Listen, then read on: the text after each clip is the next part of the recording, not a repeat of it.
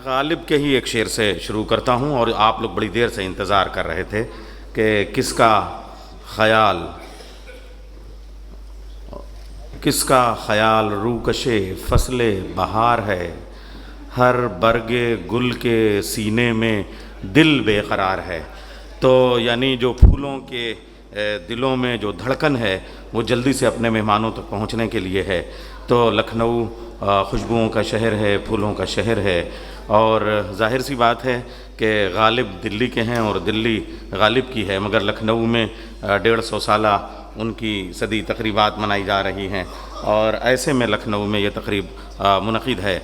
अभी हम गुफ्तगू करेंगे किताबों के बारे में, लेकिन मैं सबसे पहले सलाम करता हूँ विलायत जाफ़री साहब को, उनकी शरीके ज़िंदगी को, कृष्णा जाफ़री को, बल्कि कृष्णा जाफ़री साहबा को यहाँ होना चाहिए, और शरीके ज़िंदगी ही नहीं बल्कि शरीके फ़न, शरीके हुनर, शरीके कलम, शरीके कागज़, शरीके तन्हाई। मेरे ख़्याल से जब तक चलेगा मेरे पास इतने लफ्ज़ हैं कि मैं बोलता रहूँगा। तो उनकी तमाम तर हुनर की शरीक हैं, उनके तमाम तर फ़न की शरीक हैं, और उनके बग़ैर विलायत जाफ़री नहीं, विलायत जाफ़री के बग़ैर वो नहीं। और जब दोनों पहलू में बैठ जाएं तो हमको इस्तक़बाल करना चाहिए, कैमरों को फ़ोटो खींचना चाहिए, और जो आप लोगों को, और आपने किया इस्तक़बाल, इसलिए कि ये जो देखिए 1970 में ये शादी हुई, और जो हिंदुस्तान की मुश्तरका तहज़ीब है, साझी से संस्कृत है, उसका मुँह बोलता आईना, और ये जितनी स्क्रिप्ट है उसके बाद लिखी गई। तो हमने बहुत सारे आर्टिस्ट को देखे जो शादी होने के बाद वो राइटर की हैसियत से ख़त्म हो जाते हैं, लेकिन ये ऐसी शादी है कि शादी होने के बाद एक राइटर जन्म लेता है, एक अफसाना निगार जन्म लेता है, एक हिदायतकार जन्म लेता है। इसलिए इस्तक़बाल, तालियाँ थोड़ी सी, अभी से आप थकने लगेंगे लखनऊ वाले। तो और फिर उसके बाद में जो चमन है, आप ये देखें, यहाँ चांदनी के रंग हैं, यानी बड़ी बेटी, यहाँ पे अंबर और हिना, अंबर की खुशबू है यानी बेटा, हिना के सलीक़े हैं और हुनर है यानी उनकी बेटी, ज़रीन यहाँ मौजूद हैं।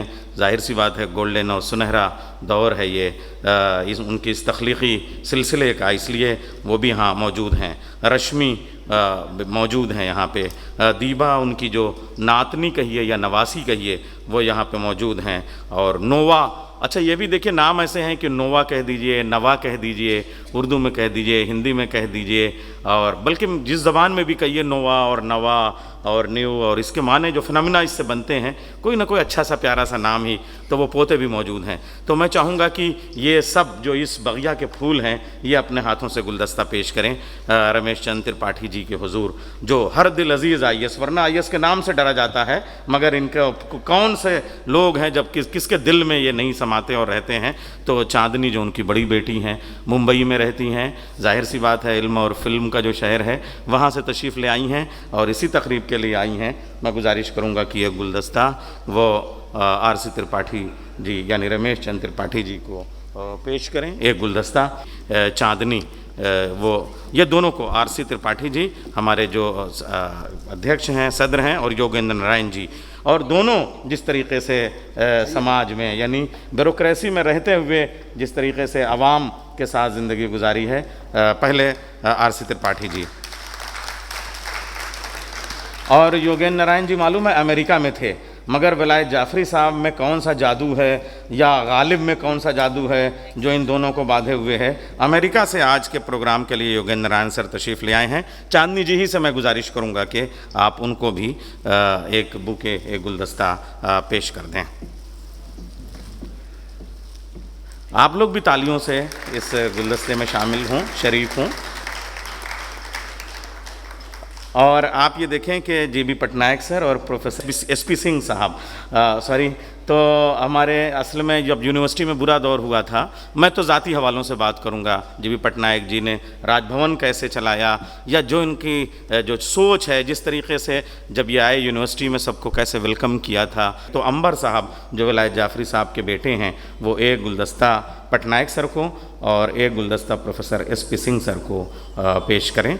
हमारे अंबर भाई, अंबर साहब जो विलायत जाफ़री साहब के बेटे हैं, उनके वारिस हैं, उनके हुनर के और उनके इल्म के और उनकी फ़िक्र के, उनकी सोच के।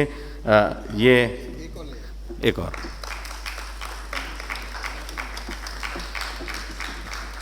अच्छा, आप ये देखें ईश्वर क्या कृपा है कि अंबर और हिना ये दोनों ट्विंस हैं, भाई बहन, विलायत जाफरी साहब के घर में। तो अब इनको सिर्फ ये कि नहीं इनकी 9-10 किताबें जो हैं वो छपी हुई हैं, बल्कि इनकी जो 5-6 किताबें हैं बोलती हुई हैं, बेटे बेटियों की शक्ल में, और उसके बाद में पोते पोतियों की शक्ल में। तो आप कितनी किताबों के खालिक हैं, इसके लिए मुबारकबाद की बात, और सबको सलीका आपने दिया है। तो मैं हिना से गुजारिश करूँगा कि प्रोफेसर शारिब रुदौलवी साहब को एक गुलदस्ता पेश कर दें। हिना, और दूसरा वहीं वीरेंद्र यादव जी की खिदमत में।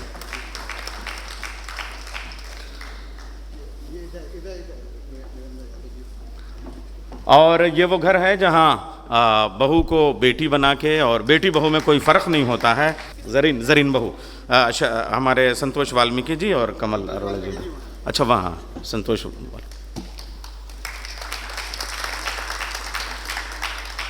ये बहू हैं जरीन। मैं फिर से कह रहा हूँ, अगर कुछ गलती होगी तो मैं अपने लफ्ज़ वापस ले लूँगा फिर, और कैमरे में उसके साथ में आप लगाइएगा, ठीक है। इसे अब रश्मि जो बेटी हैं इस घर की, हाँ, वो अब मैं तो ये क्या बताऊं कि अजीब मगर अच्छा लग रहा है कि विलायत जाफरी सर और कृष्णा मैम दोनों इस वक्त मौजूद हैं। तो अगर बेटी, हाँ जाहिर सी बात है, तो आएँ, रश्मि तशरीफ़ लाएँ और एक एक गुलदस्ता पेश करें।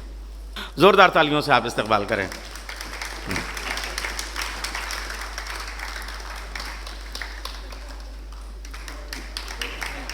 अच्छा, दीवा नवासी हैं इस घर की। हाँ देखिए, मैं एक नवासी और एक पोती या पोता एक को एक करता हूँ। तो नवासी हैं जिनको आप नातिन कह लीजिए या अवधि में नतनी कह लीजिए या नवासी कह लीजिए, तो वक़ार भाई के लिए मुनासिब रहेगा, ताकि इनसे वो आशीर्वाद ले और दुआ ले। तो नवासी जो हैं वो दीबा, मैं उनसे गुजारिश करूँगा कि वक़ार भाई की खिदमत में एक गुलदस्ता पेश करें। अच्छा, चूँकि भाई है नाम इसलिए मैं भी मिलना चाहूँगा। नोवा जाफरी पोते हैं, वो आए और मुझे आ जाओ बेटा। देखिए ये सबसे, यानी मैं ये बहुत अच्छा, ये सबसे ज़्यादा। और ये ऐसे नहीं फ़ोटो, भैया कैमरे कहाँ हैं? आइए आइए आइए, हाँ इधर इधर आओ, इधर आओ, इधर आओ।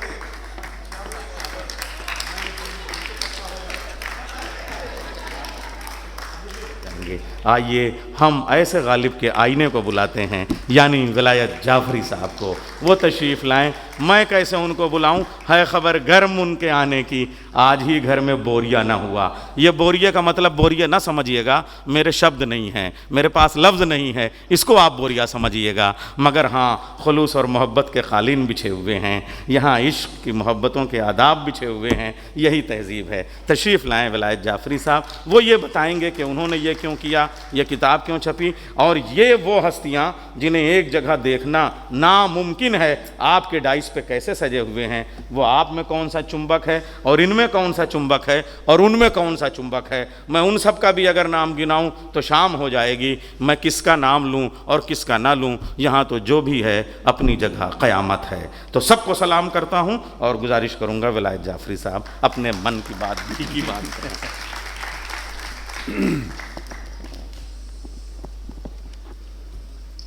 सबसे पहले तो आप सबका तहे दिल से शुक्रिया कि आप इस मौके पे यहाँ तशरीफ़ लाए। सबका शुक्रिया, सब उतने ही हैं मगर शुक्रिया सबका। इस वक्त मेरा दिल का हाल ये है कि मेरी ज़िंदगी का ये बहुत ही अहम दिन है।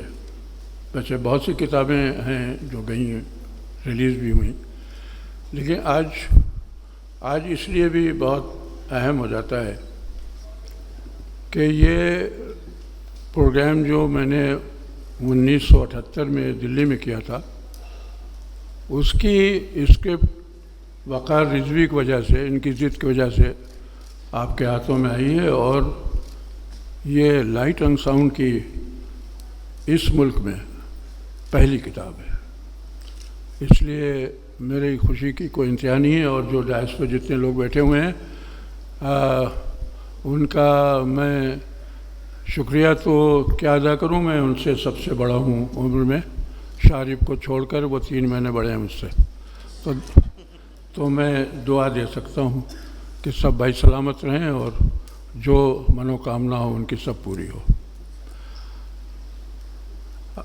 मैं बहुत कम लफ्ज़ों में आपको ये मीडिया शुरू कैसे हुआ। 1969 में जलियांवाला बाग को 50 साल हुए थे। इंदिरा गांधी की गवर्नमेंट थी, इंद्र कुमार गुजराल उनके मिनिस्टर थे इंफॉर्मेशन ब्रॉडकास्टिंग के, और हरीश खन्ना उनके सेक्रेटरी थे। तो ये एक बेताबी इंदिरा जी से लेके नीचे तक कि ऐसा कुछ किया जाए कि जो हिंदुस्तान में कभी ना हुआ हो। तो उसमें फिर मोहन राकेश आए, अमृता पीतम आई, जोगेंद्र तिरहान आए, दीनानाथ आए, मैं आया। तो बैठ के ये तय हुआ कि जो traditional light and sound program हैं दुनिया में जो हो रहे हैं, उनमें ये होता है कि किसी बिल्डिंग को पसंद करके, किसी जगह को पसंद करके लाइट एंड साउंड के ज़रिए उनकी हिस्ट्री बयान की जाती है। तो हम लोगों ने ये तय किया कि इसमें अगर हम लाइव आर्टिस्ट भी मिक्स कर दें तो इस प्रोग्राम की ताकत भी बढ़ जाएगी और इस प्रोग्राम को हम किसी बिल्डिंग से बाहर भी ले जा सकेंगे। तो उस सिलसिले के प्रोग्राम सबसे पहले जलियांवाला बाग में हुआ, और फिर मैंने पुराने किले पर 71 में जब बांग्लादेश की हमने जंग जीती है तो तब वहाँ एक प्रोग्राम हुआ। फिर दूसरा प्रोग्राम भोपाल में मैंने किया, और तीसरा प्रोग्राम युगेंद्र जी ने बड़ी मोहब्बत से यहाँ पहली गारद में रेजिडेंसी में करवाया 1974 में, और बड़ी इज्जत से, और कोई मुझे परेशानी नहीं हुई। और इस तरह से एक तरह से, हालांकि मैं रायबरेली का हूँ, लखनऊ में पढ़ा हूँ, लखनऊ में रहा नहीं। जिस दिन आखिरी पर्चा यूनिवर्सिटी का दिया है, मैं थिएटर के सिलसिले में दिल्ली चला गया और फिर वहीं रहा, तो रहा नहीं था। लेकिन ये जो बढ़ते कदम प्रोग्राम हुआ, उससे लोगों ने मुझे पहचाना कि हाँ मैं कुछ कर सकता हूँ। इसके लिए योगेंद्र जी का हमेशा एहसानमंद रहूँगा कि उन्होंने मुझे एक मौका दिया कि मैं अपने को यहाँ अपने लोगों के बीच में पहचानवा सकूँ। और अपने लोग जब पहचानने लगते हैं तो उसकी खुशी का अंदाज़ा वही लगा सकता है जो बाहर मशहूर हो लेकिन घर में ना हो। अब रहा ये कि उसमें जब लाइट एंड साउंड प्रोग्राम की जब क्लाइमेक्स था, यानी बहुत ज़्यादा मैं काम कर रहा था दिल्ली में, तो हमारे आर.सी. त्रिपाठी साहब इंफॉर्मेशन ब्रॉडकास्टिंग के डिप्टी सेक्रेटरी थे, और वो उस डिपार्टमेंट को देख रहे थे जो जिसके ज़रिए ये प्रोग्राम होते थे। तो एक बड़ा काम जो हुआ है वो त्रिपाठी साहब को शायद याद नहीं होगा, मैं याद दिलाऊंगा, और ना ही वो मानेंगे, कहेंगे नहीं ऐसा तो नहीं है। लेकिन मैं आप लोगों को सबके सामने बताना चाहता हूँ कि उसमें प्रोग्राम करने में मुझे दिक्कतें होती थी। वो दिक्कत ये है, जैसे गालिब का प्रोग्राम है, उसकी टोपी जो है, अगर मैं जो पैसा देता है जो फाइनेंस, तो उसको समझाओ कि 100 रुपये में बनेगी, तो उसके नहीं समझ में आता था। वो कहता है 10 रुपये में जो टोपियाँ मारी घूम रही, आप 100 रुपये में क्यों बना रहे? तो अब वो कैसे समझाएंगे आप? यानी जाहिल, पढ़े लिखे जाहिल को कैसे आप समझाएंगे कि नहीं साहब ये 100 ही रुपये में बनेगी, ये गालिब की ही टोपी है, ये इसको 6 रुपये में बनेगी। तो इस तरह की कुछ बातें मैं त्रिपाठी जी से किया करता था। कमाल आप देखिए त्रिपाठी जी का कि मुझे बगैर बताए, मुझे कोई इल्म नहीं है, उन्होंने मुझे उस डिपार्टमेंट में एड हॉक डिप्टी डायरेक्टर बना दिया। यानी वो झंझट ही ख़त्म हो गया कि सबसे सैंक्शन लीजिए, ये लीजिए, आपको पैसा मिलिए, आप प्रोग्राम करिए, आप ऑडिट कराइए और छुट्टी करिए। तो एक ये जो एहसान है त्रिपाठी जी का, वो 22 प्रोग्राम में सरकारी तो 20 हैं, 2 गैर सरकारी जिसमें सरकार की कोई मदद नहीं थी, जिसमें सब आर्टिस्टों ने मिल के किया था। उसमें एक चंडीगढ़ में अनारकली और दूसरा यहाँ अपनी कथा लखनऊ में। तो वो इसके अलावा सारे प्रोग्राम मैं इसलिए कर सका कि त्रिपाठी जी ने मुझे इस काबिल बनाया कि मैं किसी से भीख ना मांगूं और बल्कि खुद जिस तरह भी समझूं प्रोग्राम को अच्छा बनाने के लिए मैं उस पर काम कर सकूं। फिर हम इस पर पटनायक साहब बैठे हुए हैं। पटनायक साहब गवर्नर साहब के यहाँ सेक्रेटरी थे। मैं बिल्कुल नहीं जानता था इनको, कोई मुझे इल्म नहीं था, न शायद ये भी मुझको न जानते होंगे। पटनायक साहब ने एक बहुत बड़ा काम राजभवन में किया, बहुत बड़ा काम, जो हमारे जितने आर्टिस्ट बैठे हैं थिएटर के, जितने सब भाई मेरे बैठे हुए हैं, उनको ये जान के बेइंतहा मसरत होगी कि पटनायक साहब ने राजभवन एक ऐसी जगह है जहाँ पर जादू का तमाशा, मुशायरा, कवि सम्मेलन, ये सब इस तरह की चीज़ें होती थी। लेकिन पटनायक साहब ने मेरा सीरियस प्ले वहाँ कराया, शतरंज के मोहरे वहाँ कराया। और इस तरीके से यानी कि वहाँ एक इतना बड़ा काम, इतना ये हम लोगों के लिए बहुत ही बड़ा काम है कि कम से कम कोई तो ऐसा मिला समान धर्म का जिसने ये समझा कि नाटक भी कोई चीज़ है। तो पटनायक साहब की वजह से ये हुआ। और हमारे वाइस चांसलर साहब आए हैं, बड़ी मेहरबानी उनके, वो तशरीफ़ लाए हैं, बहुत ही मैं शुक्रगुज़ार हूँ उनका, इसलिए कि मैं उसी यूनिवर्सिटी का पढ़ा हुआ हूँ जहाँ आप इस वक्त वाइस चांसलर हैं। और मैं लखनऊ यूनिवर्सिटी को अपने दिल में बसाए हुए, अपनी आँखों में सजाए हुए हर जगह गया हूँ। हर जगह जहाँ भी मैंने काम किया है ये ज़रूर बात निकली है कि आप कहाँ पे पढ़े हुए हैं। मैंने कहा लखनऊ यूनिवर्सिटी को। जब मैं इंटरनेशनल जूरी का मेंबर हुआ ज़ेकोस्लोवाकिया में, वहाँ टेलीफिल्म्स पर गोल्डन अवार्ड दिए जाते थे, तो उसमें ये हुआ कि जो रिज़ल्ट्स, जब यानी कि ये तय करना कि कौन फर्स्ट है, कौन सेकंड है, कौन थर्ड है, तो उसके लिए उन लोगों ने 2 दिन रखते थे। वो लोग 2 दिन रखते थे कि 2 दिन बहस होती थी, डिस्कशन होता था, फिर ये तय होता था कि कौन सी फिल्म नंबर 1 पे है, कौन 2 पे है। जब ये सिलसिला पहली बार जब मैं गया तो जब मेरे सामने आया तो मैंने उनसे कहा कि आपने अभी तक गलत किया है, अभी तक बिल्कुल सही आदमी को आपने अवार्ड नहीं दिया है। उसकी वजह ये है कि ये जापान से आए हुए हैं, मैं हिंदुस्तान से हूँ, जर्मनी के हैं, ये कौन सा ऐसा यहाँ बैठा हुआ है जो डिस्कशन में बहुत उम्दा तरीके से अपना पॉइंट ऑफ व्यू को रख सकता है। और वो डिस्कशन में जो बहुत बढ़िया बोल ले गया वो फिल्म हो गई अच्छी, तो ये आप गलत करें। तो उन्होंने फिर मुझसे कहा कि आप बहुत नाराज़ हुए वो लोग, और उन्होंने कहा कि आप कोई फार्मूला बताए। मैंने उसी वक्त जो फार्मूला बताया उनको, वो मैं बहुत शॉर्ट में बता दूंगा।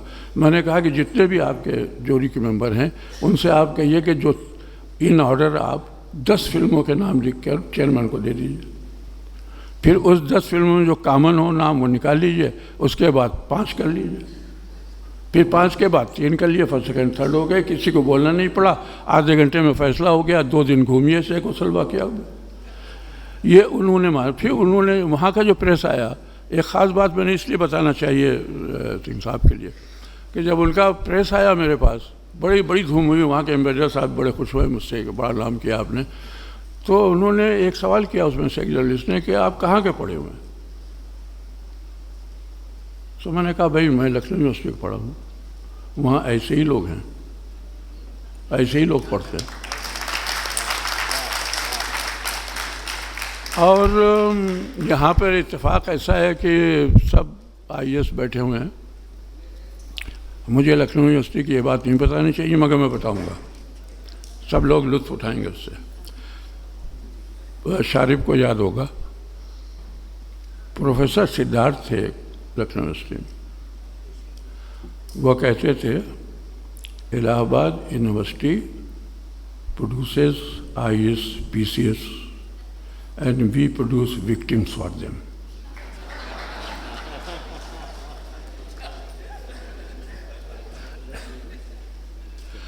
अब ये शारिब जैसे पढ़ते यूनिवर्सिटी में हमारे साथ वैसे ही हैं, उतने ही भोले, उतने ही मासूम, तकरीबन वैसे ही सूरत शक्ल, और किसी को मायूस नहीं किया। कभी कभी शक होता है मुझे, किसी को उन्होंने ज़िंदगी में मायूस नहीं किया है। मायूस हुए हैं, मायूस हुए हैं, लेकिन मायूस नहीं किया है। और ये इनके बाल सिर्फ सफ़ेद हुए हैं, खून नहीं सफ़ेद हुआ। वैसे ही दोस्तों के लिए हैं, वैसे ही हमारे लिए हैं, वैसे ही हैं। ये इस वक्त all India Kaifi Azmi academy के प्रेसिडेंट भी हैं, JNU में पढ़ा चुके हैं, मगर दोस्ती वैसी है, उसमें कोई कमी नहीं आई। कमल अरोड़ा साहब चंडीगढ़ से महज इस प्रोग्राम में शिरकत करने के लिए आए हैं, सिर्फ इस प्रोग्राम में। ताली बजे इनका साथ मेरा 1977 से है। कई लाइट एंड साउंड प्रोग्राम्स हम लोगों ने किए हैं, कई ड्रामे फेस्टिवल किए हैं, और मैं इनका शुक्रगुजार हूँ कि ये इतनी मोहब्बत करते हैं कि वहाँ से चल के यहाँ तक आए हैं। अभी आप इनको सुनेंगे, ये वहाँ चेयरमैन हैं संगीत नाटक एकेडमी के, तो वहाँ से ख़ास तौर से ये तशरीफ़ लाए हैं। अब इसमें अगर इस सिलसिले में मैं वक़ार रिज़वी को बुरा भला ना कहूँ तो बात बनती नहीं है। ये वक़ार रिज़वी हैं जिन्होंने बहुत मोहब्बत से, बहुत प्यार भरी ज़िद करके ये मुझे समझा दिया कि लाइट एंड साउंड की भी स्क्रिप्ट को किताबी शक्ल में होना चाहिए। मैं इसको अब तक किताबी शक्ल इसलिए नहीं दे पाया था कि मैंने ये सोचा था कि ये पढ़ने की चीज़ तो है नहीं, करने की चीज़ है, प्रैक्टिकल है। करेगा कौन? किताब पढ़ी रहेगी।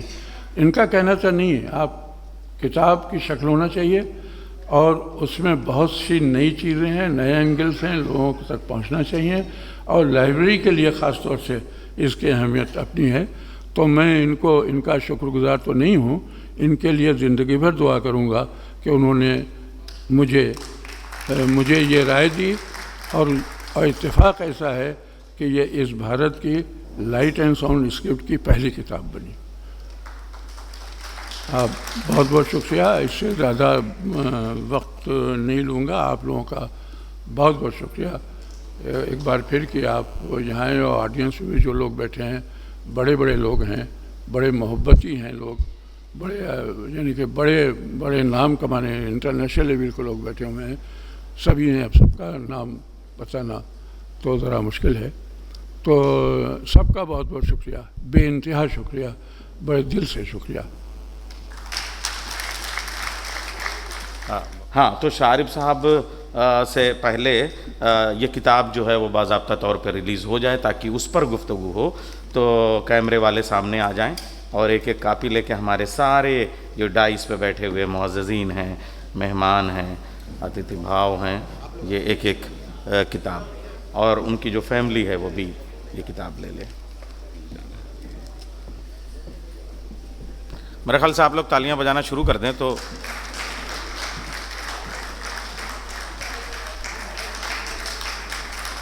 इस किताब की एक खूबी ये भी है कि ये एक तरफ से हिंदी है और एक तरफ से उर्दू है, और बीच में गालिब को गोद में लिए हुए है, यानी दाएं से भी ये खुलती है और बाएं से भी ये किताब खुलती है। तो उर्दू और हिंदी की जो मुश्तरका तहज़ीबी रवायत है, ये उसकी तर्जुमानी कर रही है ये किताब।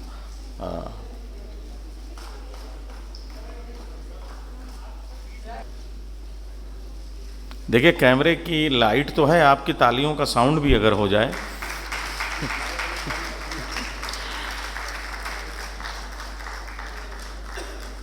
ख़वातीन व हज़रात, शारिब साहब की सेहत और उनका जो मर्तबा है, मगर ये विलायत साहब की ख्वाहिश है कि पहले शारिब साहब, चूँकि ये सब उनके सामने हुआ है, तो वो जिस तरीके से एक फ़िज़ा कायम हो जाएगी, या ये कि हमारी गुफ्तगू के और बातचीत के जो ख़ुतूत मुतय्यन हो जाएंगे, उस पर सब लोगों को बोलने में बहुत आसानी हो जाएगी। इसलिए शारिब साहब से, यानी क़ब्ल वक्त का मकाम कह लीजिए, आपके मर्तबे को देखते हुए, मगर फिर भी गुजारिश है कि आप तशरीफ़ ले आएँ और अपने ख़यालात पहले रख दें, और फिर उसी पे सब चलें। हाँ, शारिब साहब का जो गालिब के बारे में ख़ास तरीके से सबके सीनियर हैं आप लोग इस्तकबाल कीजिए प्रोफेसर शारिब रुदौलवी से। RC त्रिपाठी साहब, सदर जलसा, मोहतरम ख़वातीन व हज़रात, थोड़ी सी आवाज़ मेरी आपको गिरफ्तार लग रही है, पड़ी हुई है, तो उसको आप बर्दाश्त कर लें। मैं सबसे पहले बिलाल जाफरी साहब, आप अगर बैठ जाएं तो मैं गुफ्तगू करूं।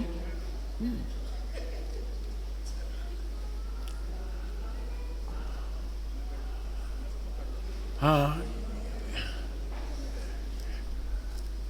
हजरत, मैं ये अर्ज़ कर रहा था कि अभी गालिब रोशनी और आवाज़ का इजरा हुआ। गालिब हमारे जितने अहम शायर हैं उसका ज़िक्र और उसके बारे में कोई बयान यहाँ पर तफसील से नहीं किया जा सकता। हम सब जानते हैं कि गालिब हमारी ज़िंदगी से कितने करीब हैं, कि हर मौके पर घर हो, गुफ्तगू हो, दोस्ती हो, दुश्मनी हो, पार्लियामेंट हो, असेंबली हो, गालिब का शेर हर जगह कोट किया जाता है। ये वो कुर्बत है जो हमारे जहनों से और हमारी ज़िंदगी से गालिब को है और गालिब के कलाम की मकबूलियत है। दूसरी तरफ हम जब गालिब को देखते हैं तो ये भी महसूस करते हैं कि गालिब वो शायर है जिसकी तफ़हीम का सिलसिला खुद उसकी ज़िंदगी से शुरू हुआ।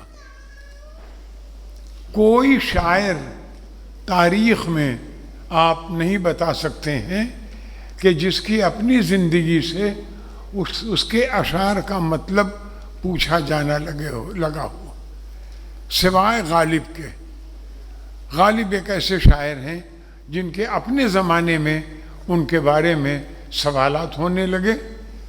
गालिब पर इतने एतराज़ात हुए उनके मुश्किल कहने पर कि गालिब को कहना पड़ा कि गोयम मुश्किल न गोयम मुश्किल, मैं बात करूं, मैं कहूं तो मुश्किल है, मैं न कहूं तो मुश्किल है।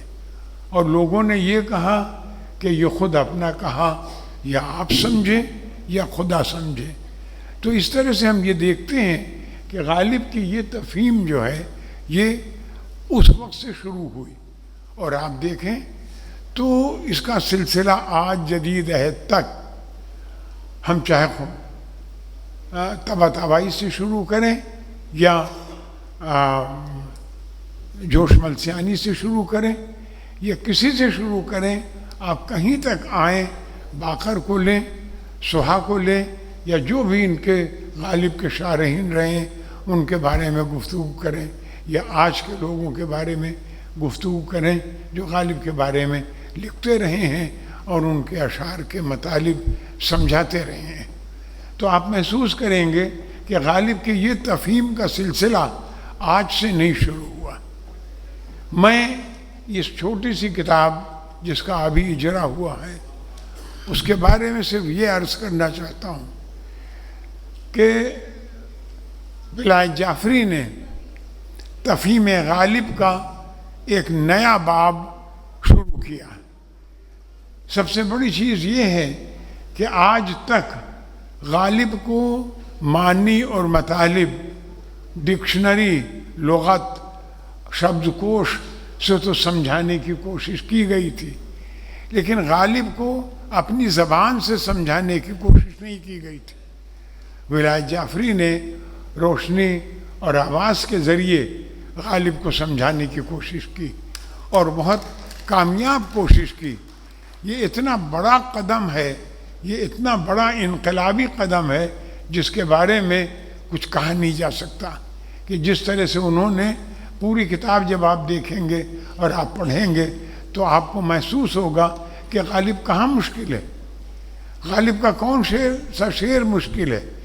गालिब के अशार के लिए जो सिचुएशन उन्होंने इस किताब में पैदा की हैं और जिन सिचुएशंस पर उन्होंने गालिब के अशार को आपके सामने पेश किया है और कोट किया है, वो हर एक की समझ में उसी वक्त आ जाता है कि ये क्या है, चाहे वो एक रिक्शे वाला हो, चाहे वो एक ठेले वाला हो, चाहे वो एक पढ़ा लिखा आदमी हो, चाहे वो कोई भी हो, उसमें कोई फ़र्क नहीं है। तो मैं ये समझता हूँ कि ये एक बहुत बड़ा कारनामा है जो इन्होंने अंजाम दिया। मैं बातें बहुत करने की थी, सोच कर आया था, लेकिन यहाँ पर इतना वक्त नहीं है। मैं एक बार फिर विलायत जाफरी साहब को और कृष्णा जाफरी को इस किताब के लिए मुबारकबाद देता हूँ। बहुत बहुत शुक्रिया। खैर, वक़ार भाई तशरीफ़ ला रहे हैं, इसलिए कि वो भी जब गालिब बात करते थे तो जो उमराव बेगम है वो पीछे नमाज़ पढ़ने लगती थी, वो भी इसी स्टेज में आपको मिलेगा। वक़ार भाई तशरीफ़ लाए।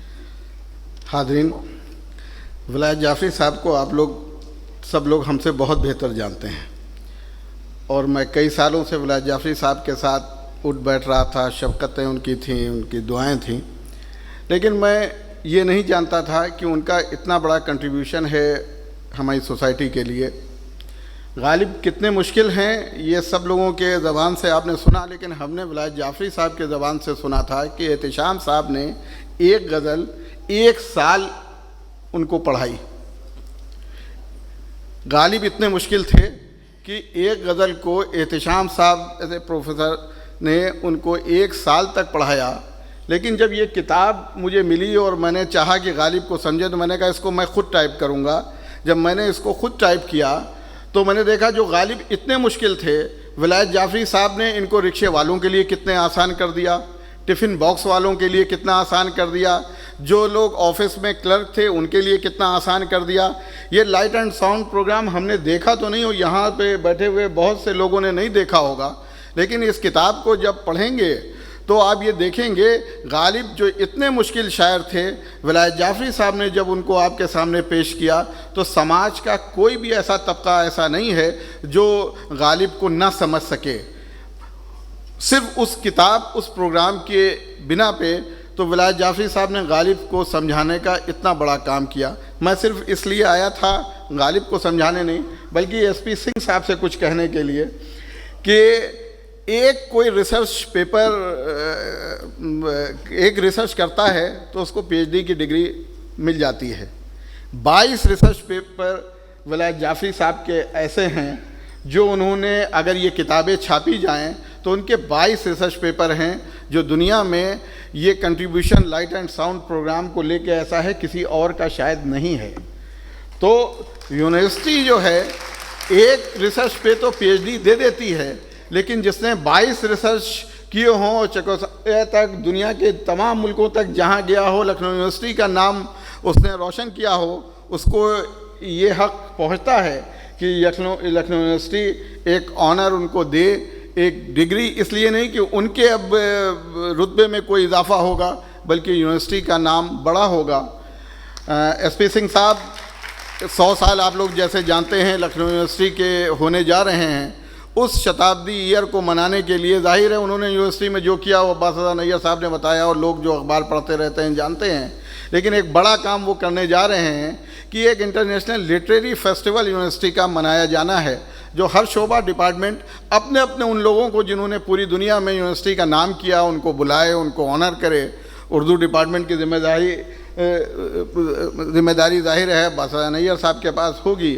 तो मैं एसपी सिंह साहब से दरख्वास्त करूंगा, जो आपकी यूनिवर्सिटी को जिन्होंने पूरी दुनिया में पहचानवाया है, पूरी दुनिया में नाम किया है, उसको वो उनके लिए वो कहते ये हैं कि हमको दुनिया में कितने भी अवार्ड मिल जाएं, लेकिन एक अपनी यूनिवर्सिटी जहाँ से हमने पढ़ा, जहाँ से हमारी शिनाख्त हुई, जहाँ से हम पहचाने गए, जहाँ से आज हम पूरी दुनिया में गर्व से कहते हैं कि आप कहाँ के पढ़े हैं, तो हम कहते हैं हम लखनऊ यूनिवर्सिटी के पढ़े हैं। और लखनऊ यूनिवर्सिटी ऐसे ही लोगों को बनाती है, ऐसे लोगों को प्रोवाइड करती है।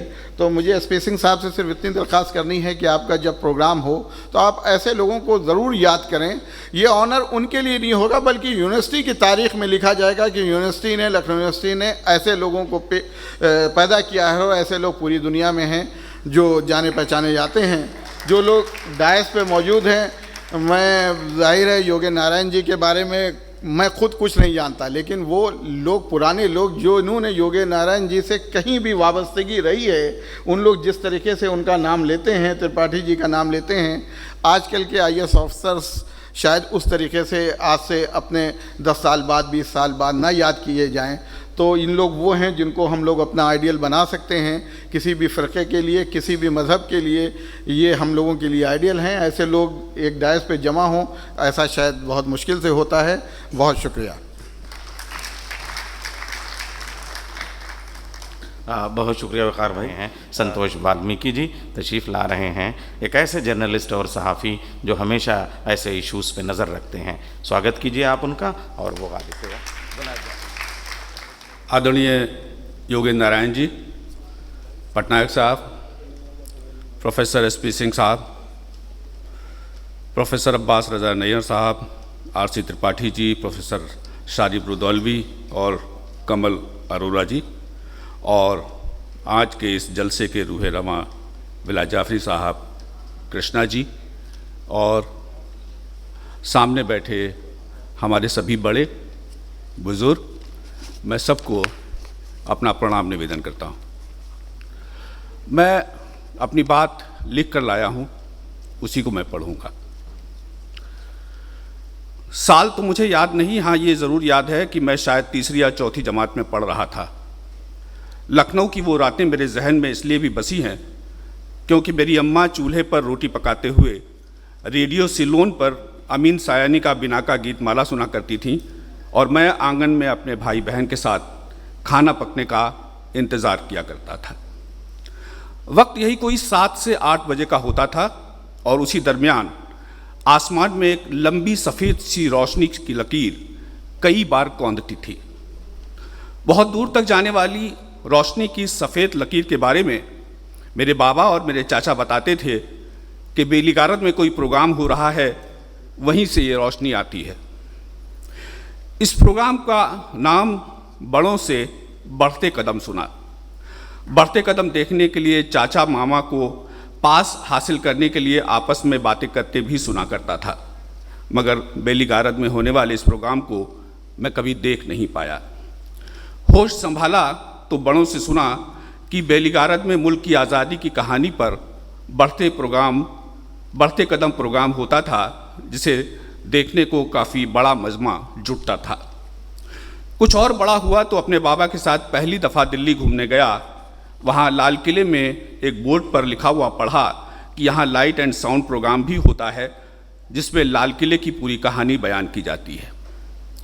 दिलचस्पी जगी तो इस बाबत कुछ और जानने की पड़ताल में जुटा तो पता चला कि लाल किले का ये लाइट एंड साउंड एशिया में सबसे पुराना लाइट एंड साउंड प्रोग्राम है। इंडिया टूरिज्म डेवलपमेंट कॉरपोरेशन ने यह प्रोग्राम 1965 में शुरू किया था। फिर गोलकुंडा के किले, दिल्ली के पुराने किले, जयपुर के अम्बेर किले, सोमनाथ मंदिर Gujarat, city palace Udaipur, Victoria memorial Kolkata में चलने वाले लाइट एंड साउंड प्रोग्राम के बारे में पढ़ा और सुना।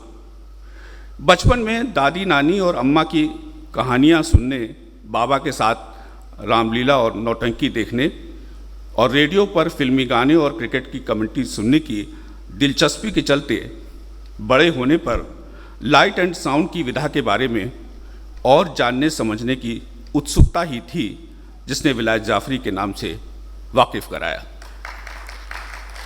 अपने मशहूर लाइट एंड साउंड प्रोग्राम बढ़ते कदम से खासी चर्चा बटोरने वाले जाफ़री साहब मेरी पत्रकारिता के ऐसे व्यवहारिक गुरु हैं जिन्हें मैं ऐसा द्रोणाचार्य मानता हूँ, जिन्होंने मुझ जैसे एकलव्य से कभी भी अपने किसी अर्जुन के लिए मेरा अंगूठा नहीं मांगा।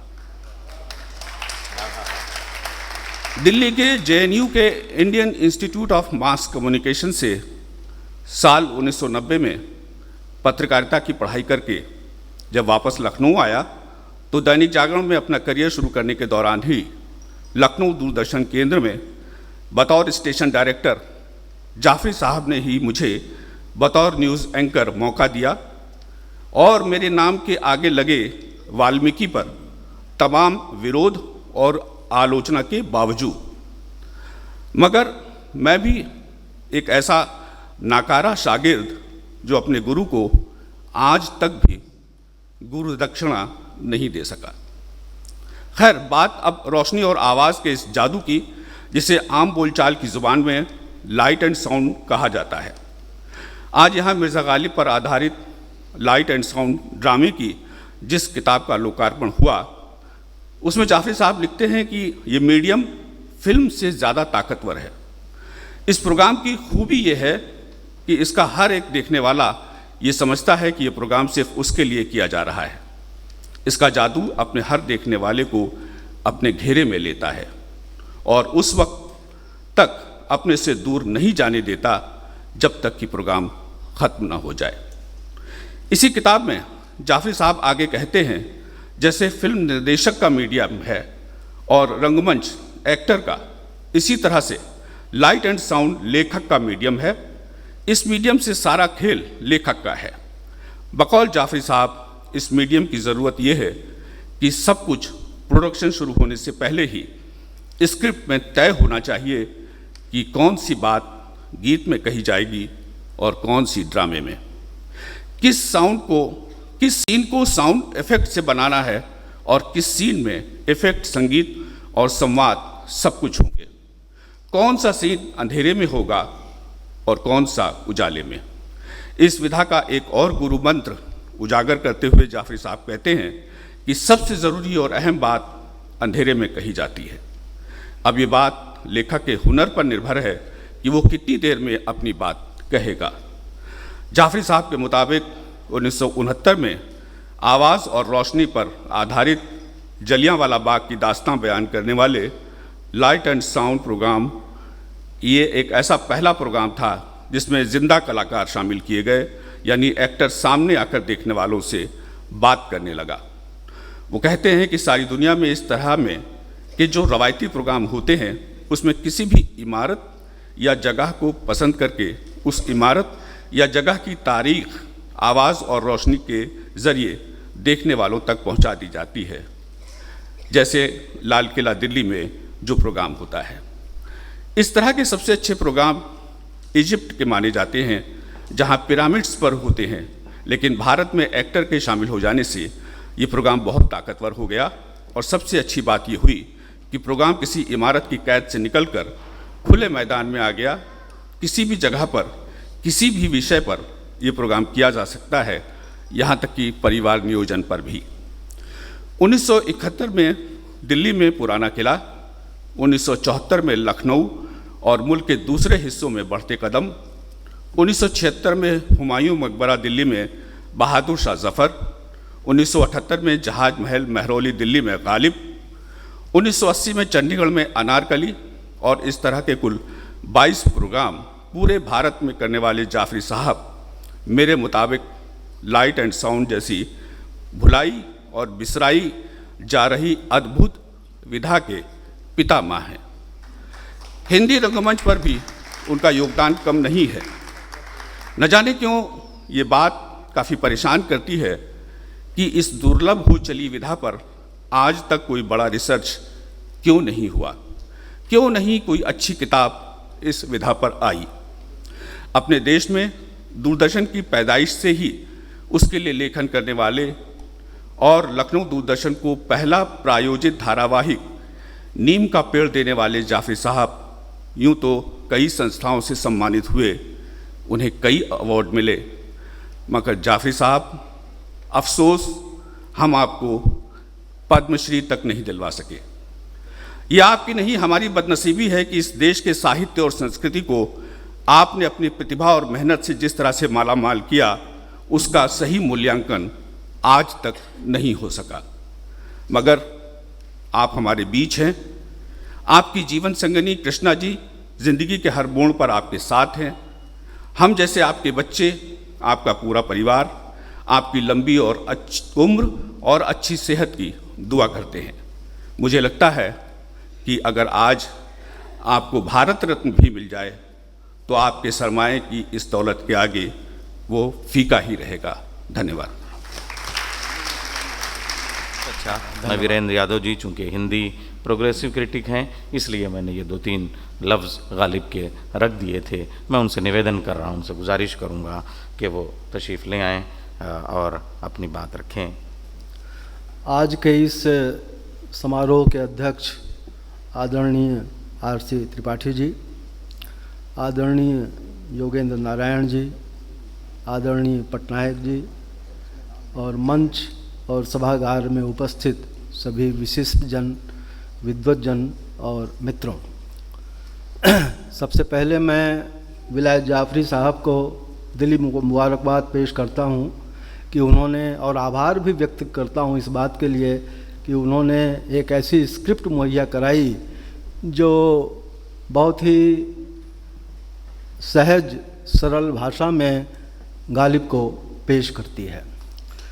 दरअसल गालिब एक लंबे समय में एक मिथक के रूप में हमारे भारतीय समाज में जाने गए और पहचाने गए, और जब ऐसे किसी मिथकी व्यक्तित्व पर किसी सार्वजनिक माध्यम से, यानी कि जहाँ सैकड़ों लोग हो सकते हैं, हजारों लोग हो सकते हैं, हर तरह के लोग हो सकते हैं, शिक्षित भी हो सकते हैं, अशिक्षित भी हो सकते हैं, विद्वज्जन भी हो सकते हैं, सामान्य जन भी हो सकते हैं, ऐसे लोगों के बीच जब गालिब जैसी शख्सियत पर कोई कार्यक्रम पेश किया जाए और लाइट एंड साउंड की विधा के द्वारा, तो ये एक चुनौती होती है कि ऐसे मिथकीय व्यक्तित्व के जीवन और कृतित्व से कौन सी बातें चुनी जाएं और कौन सी बातें छोड़ी जाएं। तो यह हुनर जो जाफरी साहब ने इस स्क्रिप्ट के, हमने तो वो देखा नहीं है लाइट एंड साउंड वो प्रोग्राम, बढ़ते कदम ज़रूर देखा था, तो उसकी तकनीक से वाकिफ़ हूँ, लेकिन जब ये स्क्रिप्ट पढ़ने के बाद मुझे लगा कि यह चयन धर्मिता, यह सिलेक्शन, यानी कि उनके अदब से और उनकी ज़िंदगी से जो चीज़ें ली गई हैं, वो एक मुकम्मल खाका गालिब का हमारे सामने पेश करती हैं। तो पहली बात तो जो मिथक था उसको डीमिथिफाई किया, और वो एक खूबसूरत लहजा ये कि वो मिथक क्रिएट करके ही, यानी बाज़ार में गालिब के बारे में क्या कहा जा रहा है, नौ दौलतियों के बीच क्या कहा जा रहा है, एक रिक्शे वाला क्या सोच रहा है, एक शराबी क्या सोच रहा है, एक मेहनत कश क्या गालिब को किस तरह से जानता है, और सब अपने अपने तरीके से जानते हैं और नहीं भी जानते हैं। तो जो नहीं भी जानते हैं, जिनमें ज़्यादातर नहीं जानते हैं, क्योंकि समाज में एक आधे अधूरे उनके शेर, कुछ गलत सही शेर प्रचलित हैं, उनके सहारे वो जानते हैं। तो जिनको गालिब को एक का परिचय देना चाहते हैं जाफरी साहब, तो पहले तो वो माहौल क्रिएट करते हैं पहले सीन के माध्यम से कि वो समाज का वो कौन सा माहौल है, यानी वो मिथक क्रिएट करते हैं, फिर तुरंत वो मिथक भेदन करते हैं, डीमिथिफाई करते हैं। डीमिथिफिकेशन के लिए घर का दृश्य, कि घर में पहुंचते हैं तो जो बेगम है जो उनकी पत्नी है गालिब साहब की, वो जो एक जीवन की जो ज़रूरियात हैं, जो एक रसोई का सवाल है, घर चलाने का सवाल है, इससे गालिब को रूबरू करती हैं। और गालिब ये है कि अपनी दुनिया में, अपने फ़न में मगन है, और फिर वो घर से फिर वो अपनी दुनिया के लिए निकलते हैं। तो यह जो चैन धर्मिता है, और इसके बाद यानी जो उस समाज का जो माहौल था, जो शेर व शायरी का माहौल था, जो गालिब के कॉन्टेम्परेरीज थे, उनके बीच में जिस तरह की एक प्रतिद्वंदता भी थी, प्रतिस्पर्धा भी थी, लाग डांट भी थी और दोस्ती भी थी, और आपसी संबंधों का जो एक सिलसिला था वो सब भी पेश किया है। और जाहिर है कि यह सब हो रहा था बहादुर शाह जफ़र के ज़माने में, और यानी एक तरफ बहादुर शाह जफ़र, दूसरे अंग्रेज़ों का शासन आने की जो धमक थी, उस सब के बीच में ये सारा यानी कि जो दृश्य चुनते हैं उनके जीवन से, मैं समझता हूँ कि उसका एक बेहतरीन खाका पेश हो जाता है।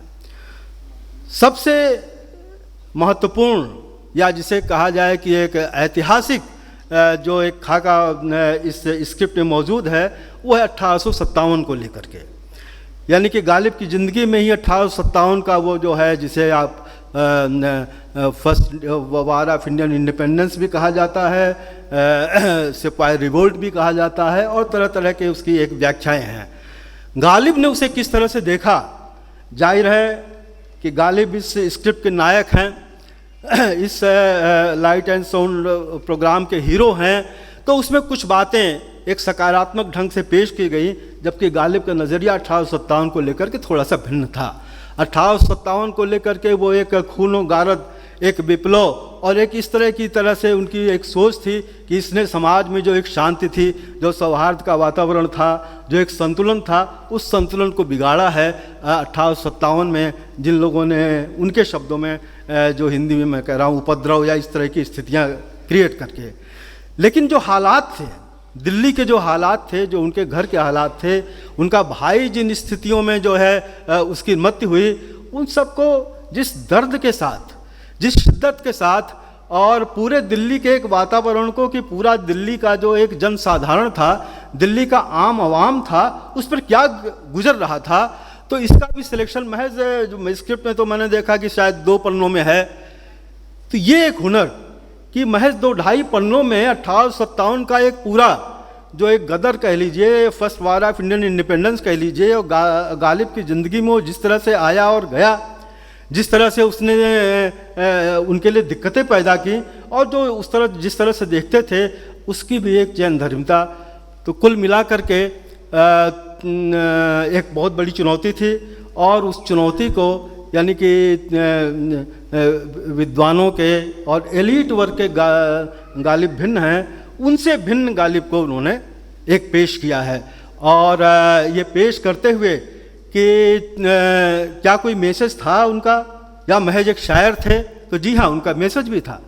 सुलह कुल यानी कि समाज में शांति, सौहार्द, किसी का बुरा न देखो, किसी का बुरा न कहो, और एक जो है बेहतरी के लिए, यानी कि एक जो इंसानी फ़र्ज है, जो इंसानी अहद है, जो आखिरी दृश्य में कि जहाँ गालिब ऊपर से, यानी कि शुरुआत के गालिब को ऊपर से नीचे ला करके, फिर गालिब को वहीं बैठा करके, और फिर वो जो उनके माध्यम से जो मैसेज हैं, जो संदेश है, वह भी उजागर होता है। मुझे नहीं पता कि कितनी देर का ये कार्यक्रम था लाइट एंड साउंड, लेकिन घंटे 1.5 घंटे का जो भी ये कार्यक्रम रहा होगा, उस घंटे 1.5 घंटे में गालिब के मिथक को समाप्त करके वास्तविक असली गालिब थे क्या, अपनी फिक्र में, अपनी शख्सियत में उसको पेश किया है इस स्क्रिप्ट के माध्यम से। मैं आभारी हूँ विलायत जाफरी साहब का, उन्होंने हिंदी और उर्दू दोनों में इसे पेश किया है, और ये महज स्क्रिप्ट पुस्तकालयों के काम की तो है ही है, और जो इस तरह के कार्यक्रमों को जानने और देखने वाले उनके काम की तो है ही है, लेकिन सामान्य पाठक भी अगर पढ़ेगा तो समृद्ध होगा। और मैं सचमुच इस छोटी सी स्क्रिप्ट को, जो कि हिंदी में शायद 40 ही पन्ने की होगी, और बड़े बड़े टाइप में है तो और भी कम पन्ने उसको मान लीजिए, तो मैं इसको पढ़ करके समृद्ध हुआ। एक बार फिर आभार मैं आदरणीय विलायत जाफरी साहब के प्रति व्यक्त करता हूँ। धन्यवाद, शुक्रिया। हाँ, जब गालिब मुशायरे में गए तो लोग कहते हैं आपसे अच्छा शायर कोई नहीं, कहते हैं रेख्ते के तुम ही उस्ताद नहीं हो गालिब, कहते हैं अगले ज़माने में कोई मीर भी था। तो जब कहते हैं नैयर तुम बहुत अच्छा संचालन करते हो, तो मैं कहता हूँ लगता है प्रोफेसर साबरा हबीब को आपने नहीं सुना, तो मैं उनसे निवेदन करूँगा, गागर में सागर भरना तो वही जानती हैं, तशरीफ़ ला रही हैं अपने ख़यालात का इजहार करने के लिए। इस ठंडे मौसम में बैठे हुए, गर्म जोशी से भरे हुए डाइस पर बैठे हुए, चूँकि मैं सबको जानती हूँ, मगर वक्त की कमी की वजह से सबको सलाम पेश करती हूँ और आपको सल्यूट करती हूँ, जिसमें मैं भी शामिल हूँ। मगर वही है कि एक मिनट लूँगी कि एक अदाकारा थी, बहुत खूबसूरत थी, लोग उन पर बहुत मरते थे और भीड़ लगी रहती थी। जब वो बूढ़ी हो गई, रिटायर हो गई, तो उन्होंने 12वीं मंजिल पे अपना घर लिया जहाँ लिफ्ट नहीं थी। कह लेंगे अब मैं देखना चाहती हूँ कि मेरे चाहने वाले कितने हैं जो यहाँ आते हैं। वही बात आज इस प्रोग्राम की मोहब्बत की है।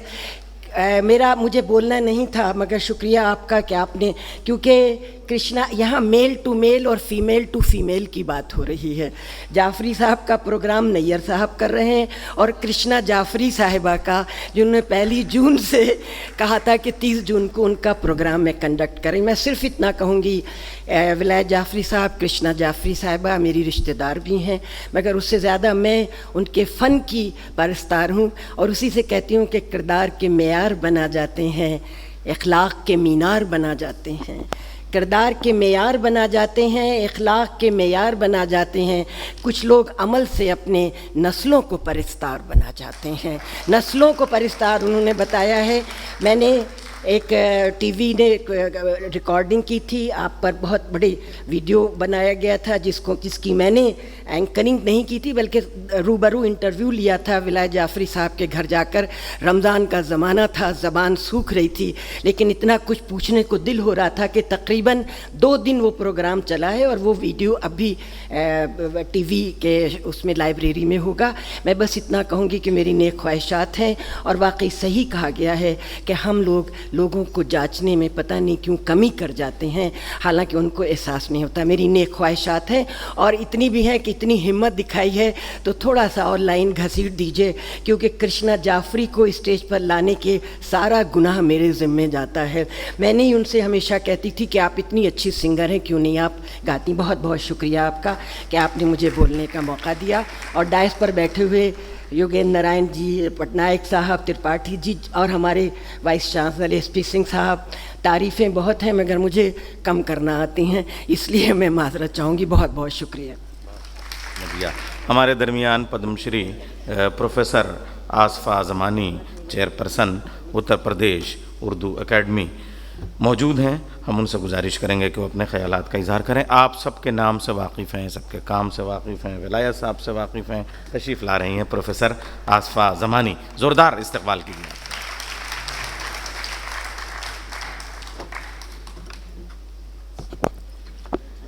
बिस्मिल्लाहिर्रहमानिर्रहीम। मंच पर बैठे हुए मुअज़्ज़ज़ मेहमानान गिरामी, हाज़रीन जलसा,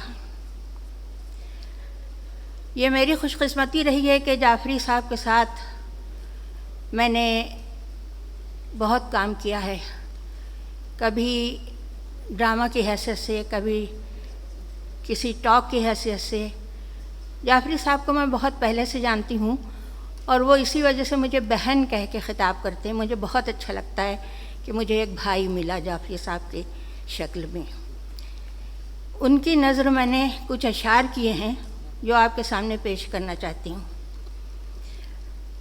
जिनको कहते हैं अदब से हम विलायत जाफरी, जिनको कहते हैं अदब से हम विलायत जाफरी, आबरूए फ़न है वो मेराज फ़न भी वाकई, आबरूए फ़न है वो मेराज फ़न भी वाकई। डायरेक्टर दूरदर्शन, नाक़िदो ड्रामा निगार, डायरेक्टर दूरदर्शन, नाक़िदो ड्रामा निगार, फ़न अफ़साना नवीसी का बढ़ा जिनसे विक़ार, फ़न अफ़साना नवीसी का बढ़ा जिनसे विक़ार। आपकी किरदार साजी, आपके लुत्फ़ो करम, आपकी किरदार साजी, आपके लुत्फ़ो करम, याद है तारीख़ उर्दू को अभी बढ़ते कदम, याद है तारीख़ उर्दू को अभी बढ़ते कदम। रोशनी आवाज़ हम आहंग कुछ ऐसे हुए, रोशनी आवाज़ हम आहंग कुछ ऐसे हुए, जिस कमाले फ़न के दुनिया में बहुत चर्चे हुए, जिस कमाले फ़न के दुनिया में बहुत चर्चे हुए। याद करता है वो अब तक गोमती का सब्ज़ाज़ार, याद करता है वो अब तक गोमती का सब्ज़ाज़ार, जिस पे ड्रामा आपका साबित हुआ एक शाहकार, जिस पे ड्रामा आपका साबित हुआ एक शाहकार। शोहरतों का आपने पीछा नहीं हरगिज़ किया, शोहरतों का आपने पीछा नहीं हरगिज़ किया, शोहरतें करती रहीं हरदम ताक़ुब आपका, शोहरतें करती रहीं हरदम ताक़ुब आपका।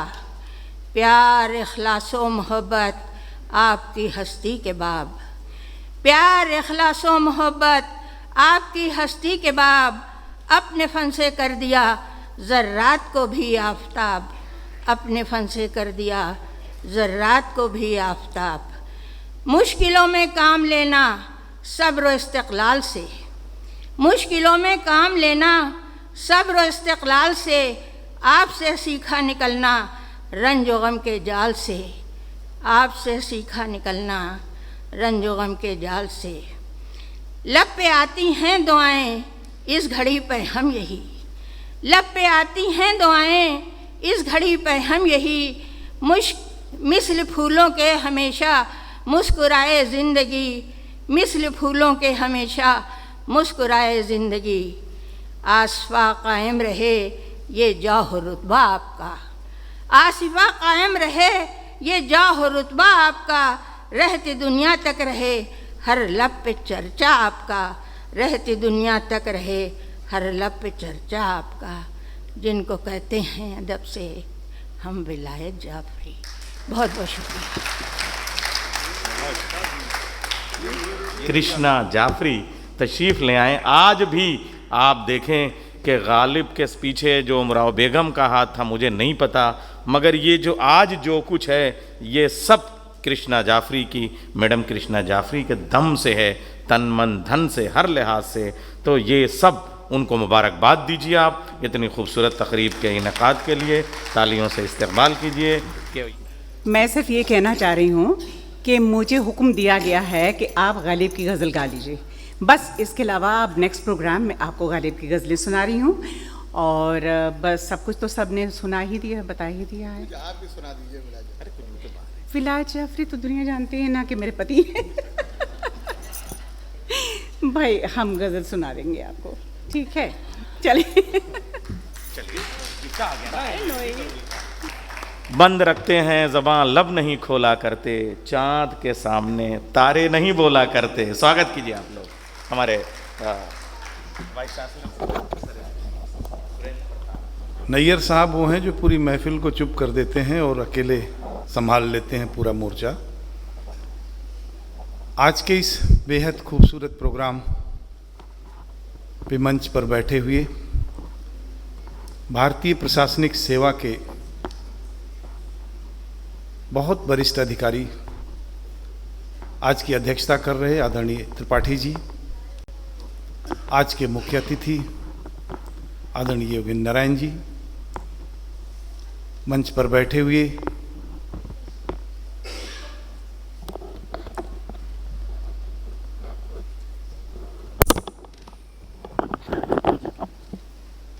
लखनऊ विश्वविद्यालय के पूर्व कुलपति भी रह चुके हैं, मंच पर बैठे हुए जिसके लिए ये प्रोग्राम आयोजित किया गया, ऐसे जाफरी साहब, उनकी पत्नी जी, और उतने ही खूबसूरत समझदार लखनऊ के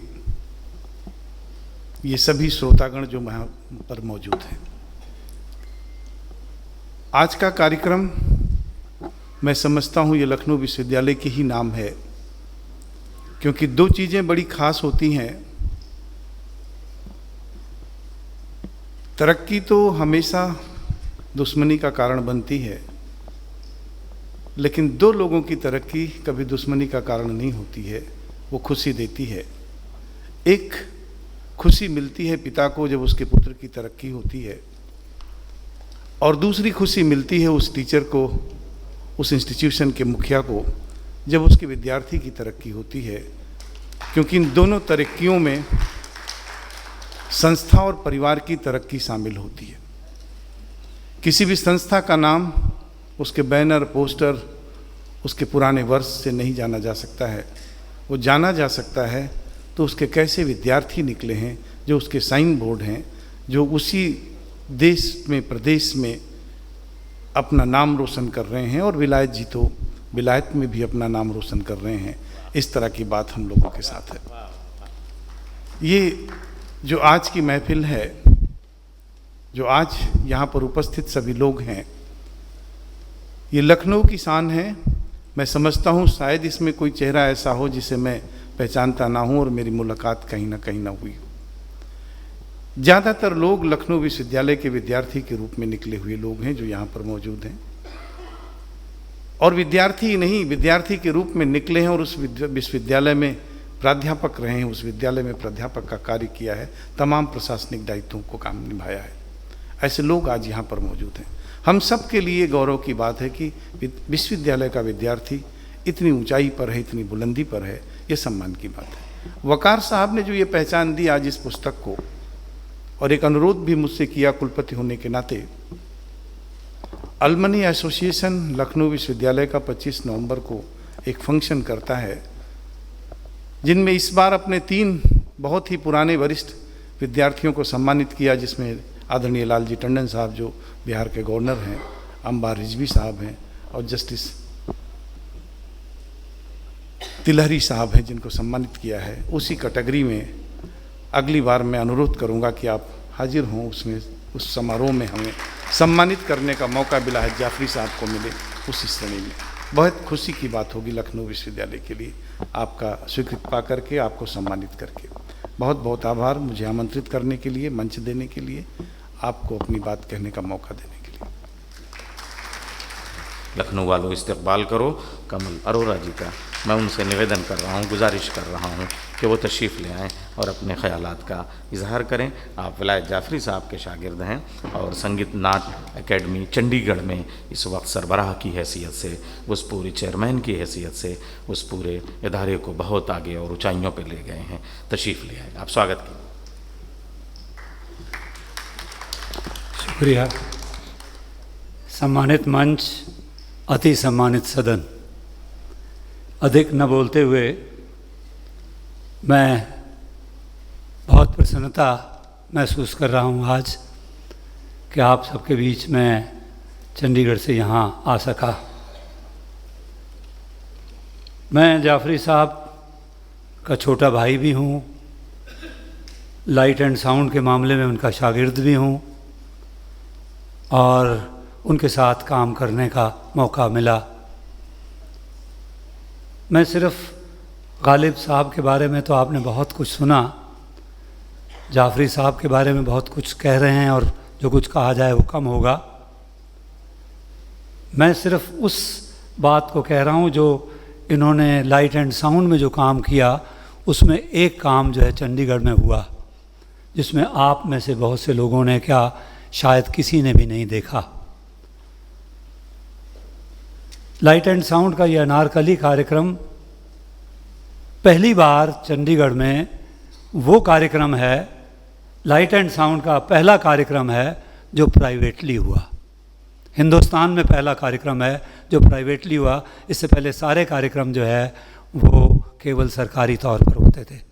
और दूसरी बात इसमें यह है कि इसमें एक कहानी थी, वो थी, आप जानते ही हैं, वो कहानी जो बहुत प्रसिद्ध थी, फिल्में भी बनी उस पर, उसको जिस खूबसूरत ढंग से प्रस्तुत किया गया वो शायद कभी नहीं, आज तक चंडीगढ़ में कोई भी शो जो है 12 दिन तक चला हो, ऐसा नहीं हुआ। वो पहली बार हुआ वहाँ पर जो है। उस समय एक ही अखबार छपती थी 1980 में, और उस अखबार ने लिखा, और बाकी अखबारों ने दिल्ली से भी खबर किया, फ्रंट पेज पर हिंदुस्तान टाइम्स के जो दिल्ली से छपती थी, उसका जो जॉइंट पेज होता है उस पर जो है बीच में जो है वो इतना बड़ा आर्टिकल आया कि शायद इससे बड़ा आर्टिकल हम लोगों ने उससे पहले चंडीगढ़ में नहीं सुना था, नहीं पढ़ा था। इसके अलावा एक और विशेषता ये थी कि वो उसमें 1,80,000 लोगों ने 1,20,000 लोगों ने उस प्रोग्राम को 10 दिन में देखा वहाँ। और उसके बाद 3 शो जो है प्रगति मैदान में उसके हुए। इस सब का श्रेय जाफरी साहब को जाता है। और मुझे इसका सबसे बड़ा लाभ ये हुआ कि मैं थिएटर तो बचपन से कर रहा हूँ और जब तक ज़िंदा रहूँगा करता रहूँगा, पर लाइट एंड साउंड के मामले में बिल्कुल निल था। जब भी कोई मौका आता था तो मैं कहता था ये लाइट बूथ में मैं नहीं जाऊँगा यार, बाकी सब जो मर्ज़ी करा लो। मगर उससे मुझे लाइट्स के बारे में क्या इफ़ेक्ट है, क्या ज़रूरत है, उसके बारे में पता लगा। और ये सारी चीज़ें जो है इनसे सीखने का मौका मिला। और आज बड़े फ़ख्र के साथ कह रहा हूँ कि मुझे यहाँ उनको जो आप सम्मानित कर रहे हैं उसमें आने का मौका मिला। शुक्रिया, मेहरबानी, बहुत बहुत मेहरबानी। अब जीबी पटनायक सर, जाहिर सी बात है कि हाँ, पूरा इनका जो राजभवन से लेके और 6 महीने में जो विश्वविद्यालय को जो इन्होंने दिया हम तो उतना जानते हैं, लेकिन जल निगम का मतलब समझ गए आप, प्यासे तक पानी पहुंचा देना। तो कहते हैं कि प्यासा दरिया तक आए, लेकिन दरिया इस वक्त प्यासों के पास है। स्वागत कीजिए आप जीबी पटनायक सर का। ब्यूरोक्रेसी का एक मोटा दस्ता है। नायर साहब मेरे बारे में जितना बताएंगे मैं खुद इतना बता नहीं सकता हूँ, तो इसलिए मैं आकर खड़ा हो गया। श्री विलय जाफरी जी, श्रीमती कृष्णा जाफरी जी, और मंच की दोनों साइड में जाफरी जी की जो मुरीद और हम लोग उनके जो फैंस हैं, मैं ही बता सकता हूँ। तो ये बहुत बड़ा मौका है मेरे लिए कि आज मैं यहाँ पर उपस्थित हूँ। विलय जाफरी जी के बारे में मैं बहुत कुछ नहीं जानता हूँ, उन्हीं को जानता हूँ। इस कमरे में मान ले 100 माताएं होती और 2 साल की एक बच्ची को छोड़ दिया जाता, उसको अपने माँ को ढूंढने में टाइम नहीं लगता है। माँ के बारे में ज़्यादा नहीं जानती है, लेकिन माँ के पास पहुँच जाती है। सो विलय जाति को इसी हिसाब से मैं जानता हूँ। दोस्तों की दोस्त, बहुत बड़े दिल के आदमी हैं। हमारे ये ज़माना थोड़ा विडम्बना आर्यनिज्म से भरपूर है। कोई सोशोलॉजिस्ट इस ज़माने के बारे में जब लिखेगा, बड़े बड़े घर में हम रहते हैं, दिल छोटा हो जाता है। ये जो एक हमारे हाथ में, सबके हाथ में रहता है, ये जो मोबाइल फ़ोन दुनिया को समेट लिया है, लेकिन एक ही छत के नीचे हम रहते हैं। मुझे याद नहीं मेरे बड़े लड़के के साथ मैं कब बात किया था, टेलीफोन से बात करता हूँ। सो ऐसे ज़माने में विलय जाफरी जैसे आदमी हैं जो अपने को, दूसरों को भी अपना कर लेते हैं, और ये उन्हीं की हैसियत है कि वो लखनऊ वासियों की भी हैसियत है। मैं लखनऊ क्या आया, अपने घर में मैं गेस्ट बन गया हूँ। जब उड़ीसा जाता हूँ लगता है कि जैसे किसी का मैं घूमने के लिए आया हूँ। ये विलय जाफरी, ये लखनऊ वासी हैं। तो मुझे फ़ख्र है कि मैं उनको जानने की मुझे मौका मिला, और he has enriched my life. क्योंकि ज़िंदगी बहुत लंबा सफ़र से नहीं जाना जाता है, कुछ मोमेंट से जाना जाता है। जैसे मुझे लगता है कि मैं यहाँ बीच बीच में मन में आता है यहाँ क्यों हूँ, ऐसे ऐसे मोमेंट के लिए हूँ कि ऐसे लोगों से ऐसे मुलाकात हो जाती है, तो लगता है कि भाई ज़िंदगी के कोई मकसद है, कुछ जीने की कुछ मकसद है। सो आज एक हिस्टोरी, जो आप एक ऐतिहासिक क्षण है कि जो हमारे देश में लाइट एंड साउंड की जनक जिसको कहा जा सकता है, somebody told पितामह। सो इसे एक फ़ख्र के साथ सब हम लोग रूबरू होने के मौका मिला, उनके बारे में जानने का मौका मिला। हम सबको ओर से यही प्रार्थना है कि आप सतायु हों, और ऐसे आपको किसी अवार्ड की क्या नवाजा, कोई भी PhD या DLit अपने को गौरवान्वित माने करेगा कि आपको ऐसा कुछ अवार्ड मिले। सो ये बहुत बड़ी बात नहीं कि अवार्ड आपको मिला कि नहीं मिला है, लेकिन बहुत बड़ी बात है कि आप सबके दिल में राज कर रहे हैं। वाह वाह, नमस्कार। ये जो सलीक़ा सबको सिखाया है, ये योगेन नारायण सर ने सिखाया है। मैं बहैसियत चीफ गेस्ट, बहैसियत मेहमान ख़ुसूसी उनकी खिदमत में हर फेर इल्तमास गुजारिश पेश करता हूँ कि वो तशरीफ़ ले आएँ, और विलायत जाफरी साहब के हवाले से, गालिब के हवाले से। और आपने इतना वक्त दिया, और ये सिर्फ़ उनकी मोहब्बत है। वो कौन सा रिश्ता है कि आप अच्छा वैसे तो हैं आप इतनी सरलता से और मोहब्बत के साथ, लेकिन मुझे लगता है कि अगर गुलाब की पंखड़ी से खुशबुओं के साथ चाँद के माथे पे मोहब्बत से प्यार भरा नाम लिखा जाए तो वो योगेन नारायण सर का होगा। लाइट और साउंड की बात थी, मैं लफ्ज़ों से कर रहा हूँ। आदरणीय विलय जाफरी जी, कृष्णा जी, मंच पर बैठे हुए सभी महान भाव और आए हुए श्रोतागण, विलय जाफरी जी के परिवार के सदस्यगण, विशेष तौर पर मैं आपका शुक्रिया अदा करता हूं कि आपने अपने पिताजी के लिए ये फंक्शन आयोजित किया, संचालित किया, और ये बहुत खुशनसीब हैं कि आप जैसे लोग जो अपने परिवार के मुखिया को सम्मानित करने का मौका आपको मिल रहा है, और एक आपके अंदर एक जुनून है कि उस कला को, उस संस्कृति को और उस विशेष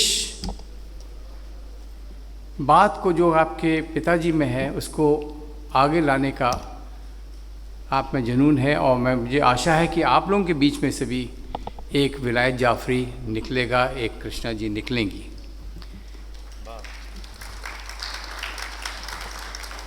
विलायत जाफरी जी से मेरी मुलाकात करीब 40 साल पहले हुई थी, जब मैं लखनऊ में था, और उसके बाद समय समय पर होती गई।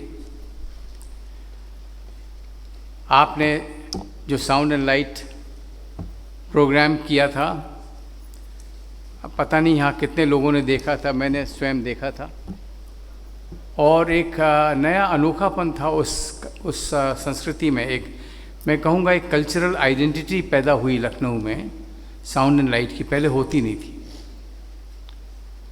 और रेजिडेंसी में आपने किया था, और सबसे अच्छी बात थी कि आपने ऐसे कलाकार लिए उसमें जो आम लोगों में से थे, कोई प्रोफेशनल नहीं थे, और आपने उनको डायरेक्शन देकर और उनका संचालन करके आपने एक सुंदर कार्यक्रम लखनऊ में प्रस्तुत किया जो अभी तक याद किया जाता है। उसके लिए मैं शुक्रिया अदा करना चाहूँगा। अभी अरोरा जी ने बताया अनारकली के बारे में, जो चंडीगढ़ में आयोजित हुआ कार्यक्रम। तो आपने तो कई 8-10 विभिन्न प्रकार के कार्यक्रम आपने प्रस्तुत किए हैं। मैं सुझाव रखना चाहूँगा आप लोगों के सामने कि क्या एक विलायत जाफरी फेस्टिवल यहाँ हो सकता है लखनऊ में, जिसमें आपने जितने भी कार्यक्रम अभी तक प्रोड्यूस किए हैं, डायरेक्ट किए हैं, उनको लाया जाए। ये लखनऊ के लिए एक शान रहेगी। वाइस चांसलर साहब ने कहा कि मुझे बड़ा अच्छा लगता है कि हमारे लखनऊ यूनिवर्सिटी के एक स्टूडेंट ने इतना काम किया है। इसी तरह लखनऊ वालों को भी ये एक शान रहेगी, एक गर्व की बात रहेगी कि हमारे यहाँ एक इतने अच्छे कलाकार, प्रोड्यूसर, डायरेक्टर, एक्टर,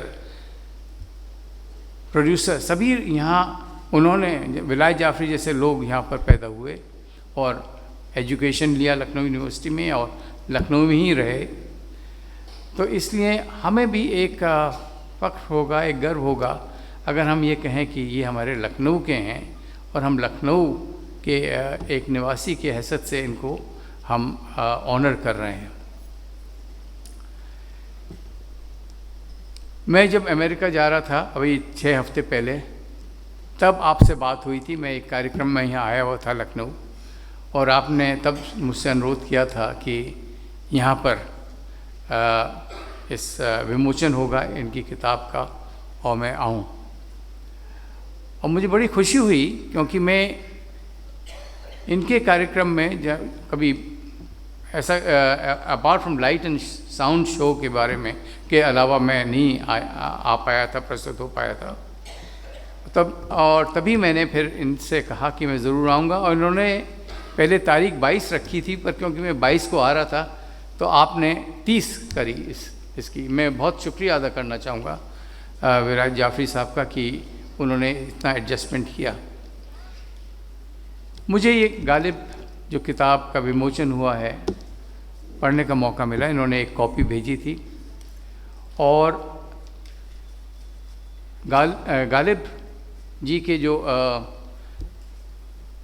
शायरी है, जो गज़लें हैं, या जो भी उन्होंने अपने प्रस्तुत किया, इसमें वो विभिन्न लाइफ के विभिन्न एंगल्स, विभिन्न पॉपुलेशन, विभिन्न जो समाज के वर्ग विभिन्न हैं, उन विभिन्न वर्गों के बीच में जो गालिब के बारे में है, अब उनके गालिब के ही शब्दों में प्रस्तुत किया उन्होंने।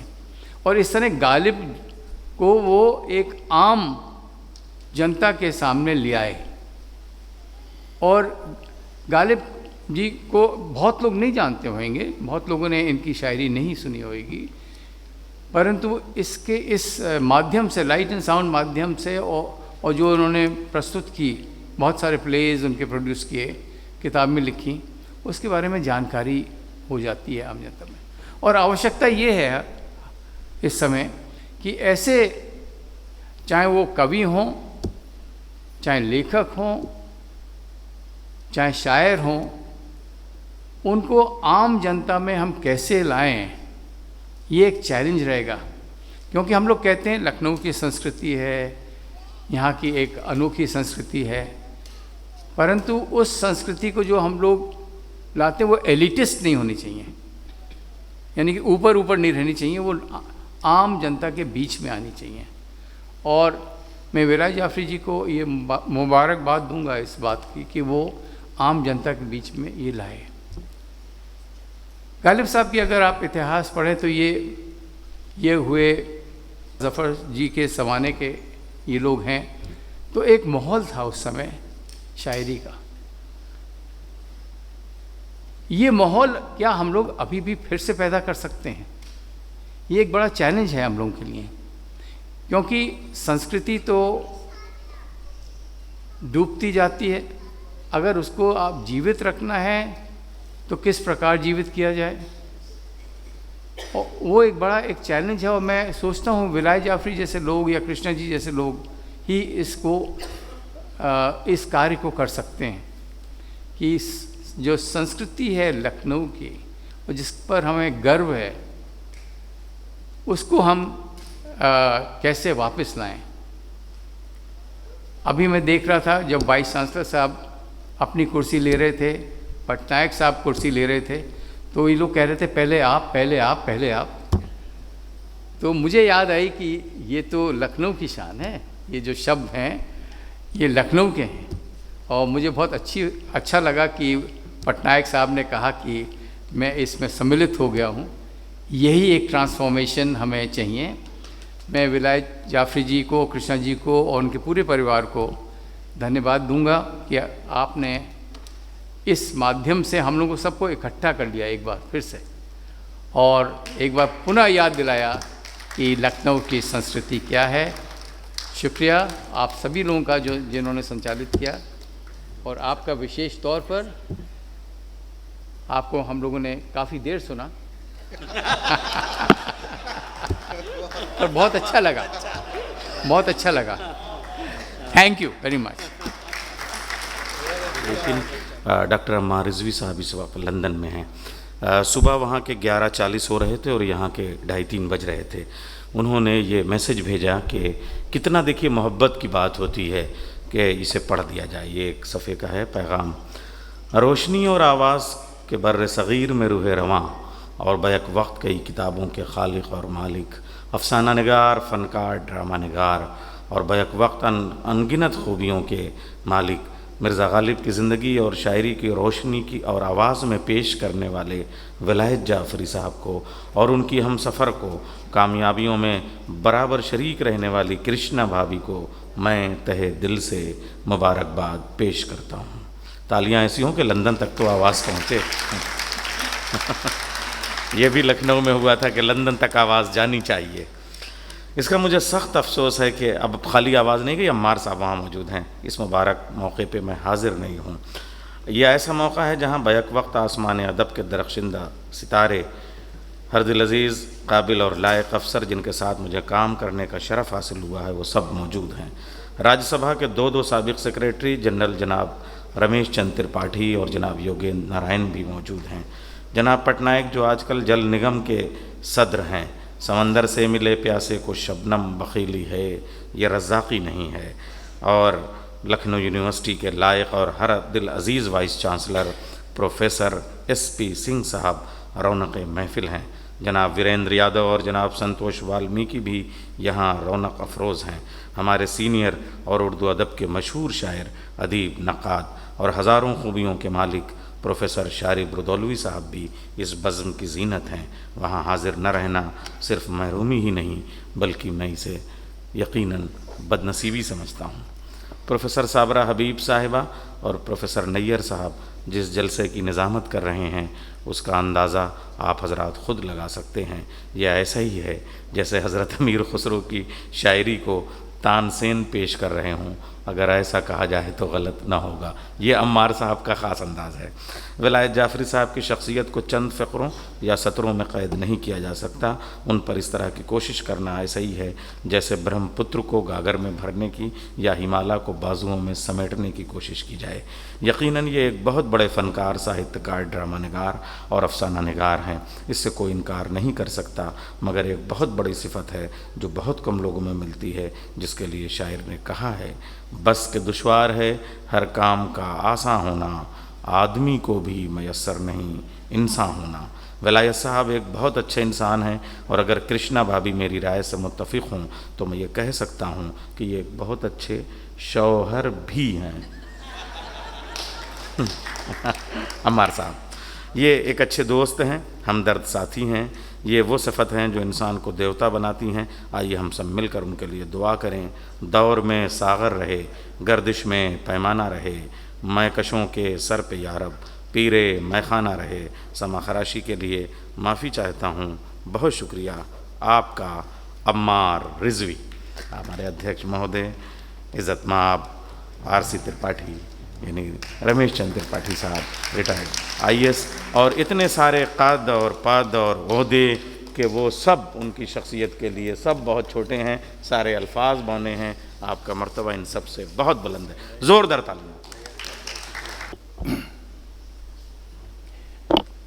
मंशस सभी महानुभाव, उपस्थित देवियों और सज्जनों, अब अध्यक्ष की बारी आई हुई है, लेकिन डॉक्टर अम्मार रिजवी की मैसेज सुनने के बाद किसी को बोलने की ज़रूरत नहीं है। और शायद आपके धीरज के भी काफ़ी इम्तिहान हो चुका है। वैसे तो अध्यक्ष का हक बनता है कि जितनी देर चाहे बोलें, लेकिन मैं सिर्फ ये कहूँगा कि गालिब एक ऐसी शख्सियत हैं जिन्होंने हिंदुस्तान के हर वर्ग को प्रभावित किया है। और विलायत जाफ़री साहब ने जिस ढंग से उसे पेश किया है वो एक नया तरीका है। विलायत जाफ़री और कृष्णा जाफ़री को हम सन 76 से जानते हैं। 44 साल का सफ़र है, मिलते रहे हैं। दूरी समय की हो या भूगोल की हो, कोई अंतर नहीं पड़ता रहा है और आज हम फिर साथ हैं। जो बात उन्होंने मेरे बात में कही थी मुझे वाकई याद नहीं है कि ऐसा क्या हुआ था जिसकी वो तारीफ़ कर रहे थे, लेकिन हाँ, किला दिल्ली का प्रोग्राम बहुत अच्छा हुआ था। और जब शाह ईरान आए थे तो उस प्रोग्राम को दिल्ली के किले में भी पेश किया गया था।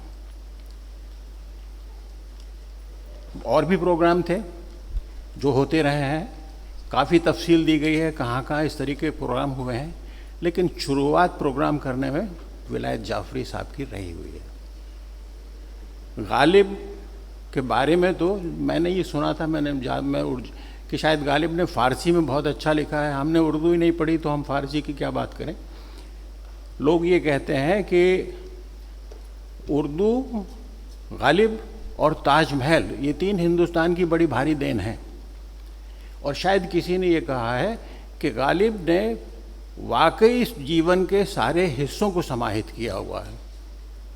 हम इतना जानते हैं कि जब हम अंग्रेज़ी पढ़ते थे इलाहाबाद यूनिवर्सिटी में, जिसके बारे में आपने कहा था कि सिद्धार्थ साहब ने कहा था कि जो वहाँ अफसर बनाए जाते हैं उनके विक्टिम्स लखनऊ में तैयार किए जाते हैं, बात ऐसी नहीं थी। वहाँ पे लोग पढ़ा भी करते थे। और रघुपति साहब फिराक थे जो हमको अंग्रेज़ी पढ़ाते थे और लिखते उर्दू में थे। उनके बारे में कहा जाता था कि वो गालिब से नकल करने की कोशिश करते हैं। मुझे मालूम नहीं कहाँ तक, क्योंकि मेरे तो उस्ताद भी रहे हुए हैं, मैंने अपने नहीं कहूँगा, लेकिन बहुत लोगों ने कहा है। ये फंक्शन विलायत जाफ़री साहब की नई पुस्तक जिसका विमोचन हुआ है, जो आप सब लोगों के हाथों में पहुँचेगी, मुझे भी पढ़ने का मौका मिला है।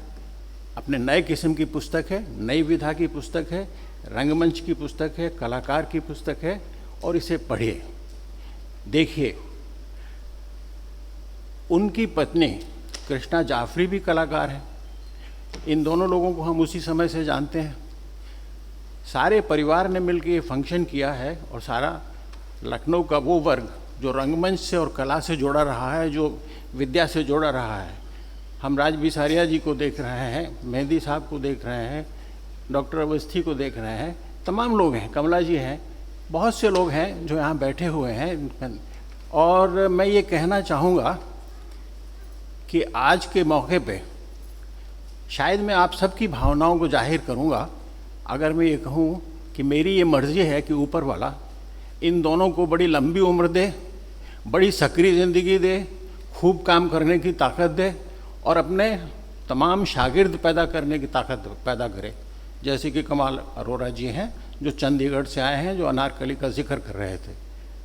ये सब चीज़ें मैंने सिर्फ इसलिए कही हैं कि जिससे आपको भरोसा हो जाए कि अध्यक्ष सुन रहे थे।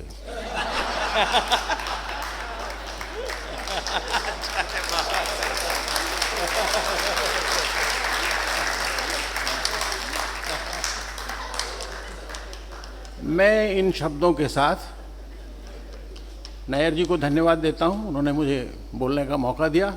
और सबसे